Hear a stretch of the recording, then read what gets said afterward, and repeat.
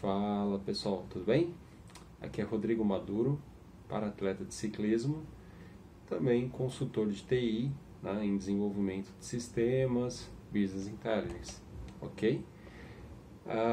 Hoje, o assunto que eu vim trazer para vocês é sobre bicicleta, sobre as pessoas que podem correr o paraciclismo, pessoas com deficiência, né? Às vezes, esse assunto causa muita divergência, muita dúvida, tá bom? Então vou tentar fazer um resumo aqui, dar o caminho das pedras para quem tem interesse em competir como paraciclista. Vamos lá. Primeiro passo, é ir lá já nas provas, competir? Não. A primeira coisa que você tem que fazer é procurar o seu médico, se você já tiver ou então um médico qualificado para fazer um laudo sobre a sua deficiência, tá bom? Vamos falar um pouquinho das deficiências que são elegíveis, né, para que você possa competir no paraciclismo. Quando você tiver algum tipo de lesão, né, que te tire mobilidade, tá bom? Força, ou então que você tenha amputações, ok? Déficit de equilíbrio e também problemas relacionados à visão. Basicamente, são essas 5, tá? Pode ter mais alguma outra coisa, mas deve estar dentro dessas 5 aqui, ok?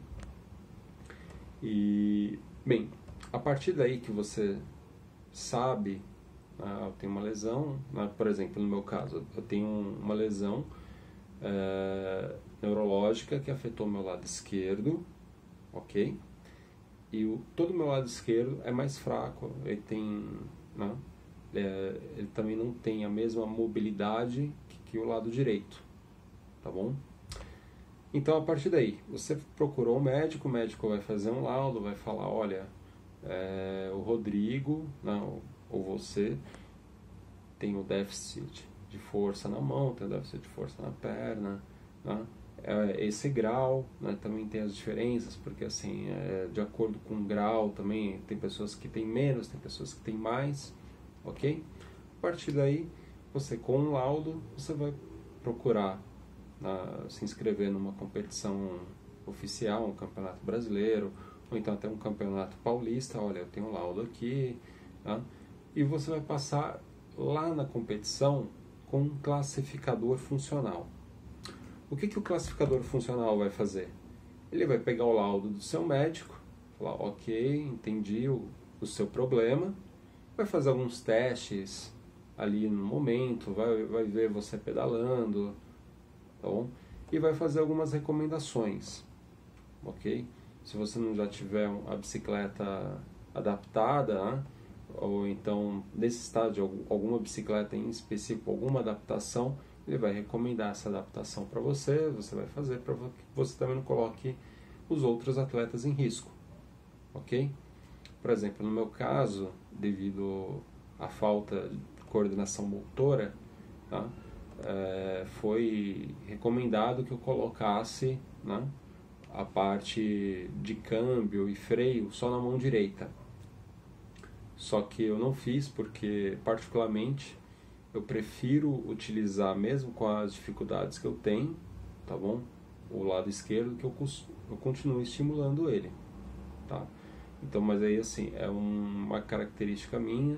Eu acredito que se eu passar tudo para a direita, o lado esquerdo ele vai ficar pior. Então eu prefiro, mesmo com as dificuldades, manter ali frenagem, a parte do câmbio também dianteiro, né, quando, no caso da bicicleta de ciclismo.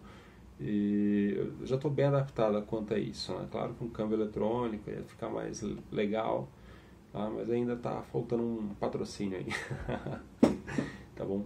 Vou falar um pouquinho agora das classes funcionais, tá bom? Como é que funciona isso daí?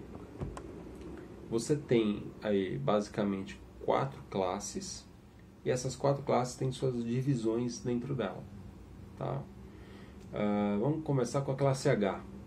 Classe H são o pessoal da handbike, o pessoal que pedala com a mão, tá bom? Geralmente é o ciclista que ele fica ou de joelhos, ou então ele fica deitado na bicicleta e ele utiliza a mão para pedalar, ok? Essa classe ela tem suas subdivisões, por quê? Porque às vezes a pessoa ela não tem força ali nos membros inferiores, né, nas pernas, só que ela tem uma mobilidade de tronco, ela consegue produzir mais energia, produzir mais força, então ela vai para uma classe mais forte. Às vezes a pessoa tem um comprometimento medular lá mais grave, né? Então ela vai ser classificada, subclassificada ali, né, numa classe um pouco mais, para que haja competição realmente, porque senão só as pessoas que têm as lesões mais simples venceriam, ok? Então essas subdivisões servem para isso.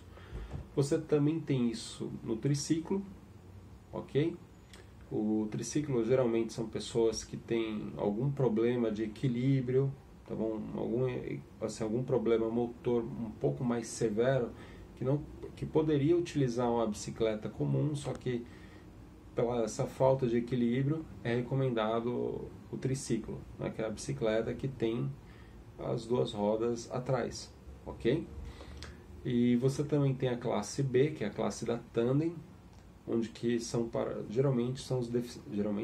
são para os deficientes visuais, tá? Essas pessoas elas não enxergam, então ela necessita de uma outra pessoa junto com ela, o piloto, né? O guia, que aí as duas pessoas utilizam a mesma bicicleta. E a classe C, né? Qual eu me encontro, que são bicicletas como essa daqui, né? Bicicletas comuns, que pode haver ou não adaptação. Eu vou dar um exemplo de adaptação aqui. Por exemplo, eu tenho o Eduardo Sanches, né, um amigo, e também o outro amigo Thomas, né, do Vida Adaptada, o canal Vida Adaptada, que eles, assim, no caso do Edu, ele não tem o braço mesmo, né? O Thomas, ele tem o braço, só que o braço dele não funciona, assim, ele tem um problema de plexo. Então, o braço dele é mole, né, bobo, vamos colocar assim. Ok? Só para um entendimento, não é o melhor termo, mas, entenderam? É só para entendimento.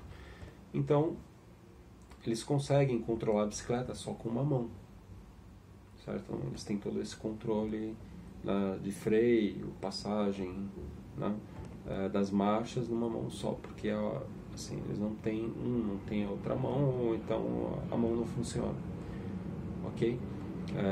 Existe também pessoas que têm diferença de tamanho de perna, então ela vai fazer uma adaptação ali no pé de vela para que ocorra, né, o giro ali de uma forma melhor.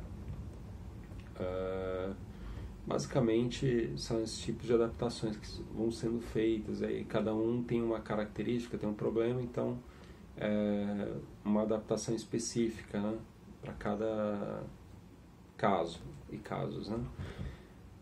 Falar um pouquinho também agora sobre o mountain bike. Vamos lá. Mountain bike é um esporte recente nas Olimpíadas, né? E também para o paraciclista ainda é um esporte muito recente, mais recente ainda, né? Que eu tenho conhecimento, tá, de pessoas com deficiência no mountain bike, né, que iniciou aqui no Brasil. Eu acho que foi quando o Adalto foi correr o Cape Epic, tá, com o Mário Roma, que é o organizador do Brasil Ride. E ali, né, surgiu o interesse do Mário Roma de também disponibilizar uma categoria para as pessoas com deficiência. Aí ele abriu a categoria na PNE. Tá? Gente, desculpa se tiver tido outro organizador que fez antes, né? Mas basicamente o nome da categoria é PNE. Depois eu vou falar um pouquinho sobre esse nome. Eu não concordo com esse nome, ok? Mas vamos lá. A partir daí foi aberta uma categoria que corre todo mundo junto. Então, assim, a pessoa que tem problema de mobilidade ali, que se ela tiver um triciclo que dá para andar na terra, ela vai correr nessa categoria. A pessoa com tandem, tá bom? a galera da classe C. Então assim, o que eu já vi no mountain bike geralmente é o pessoal da classe C correndo e também o pessoal da tandem. Handbike eu já vi lá fora, né? Assim, tem vários vídeos, se você colocar Adaptive MTB no Google, vai vir vários vídeos da galera com handbike, né? Descendo trilha, fazendo aí, trilha com a handbike, né? Aí off-road. Só que aqui no Brasil eu ainda não vi nenhum amigo com uma bicicleta dessa. Então, corre todo mundo junto, ok? Se inscreve, vai lá. Existe essa diferença, né? Então essas pessoas com menor comprometimento obviamente vão chegar na frente.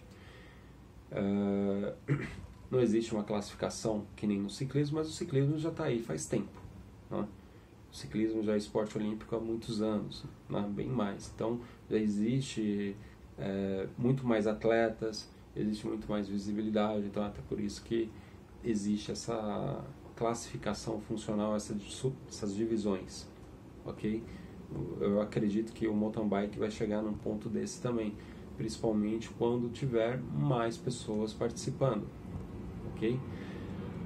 Falar agora sobre o termo PNE, porque que eu considero que seria o melhor termo para você colocar no nome da categoria. Não estou julgando quem colocou, porque colocou, ok? É mais uma explicação do termo mesmo, tá? PNE significa, né, portador de necessidade especial, ok? Então assim, existem pessoas que não têm deficiência, portadores de necessidade especial. Vou dar um exemplo, uma mulher grávida. Mulher grávida não tem deficiência, mas ela é uma pessoa que tem necessidades especiais ali. Então acho que a partir do 4º ou 5º mês, tá bom? Que a barriga já está maior, o bebê já está evoluindo, ela é uma PNE, uma pessoa com necessidade especial.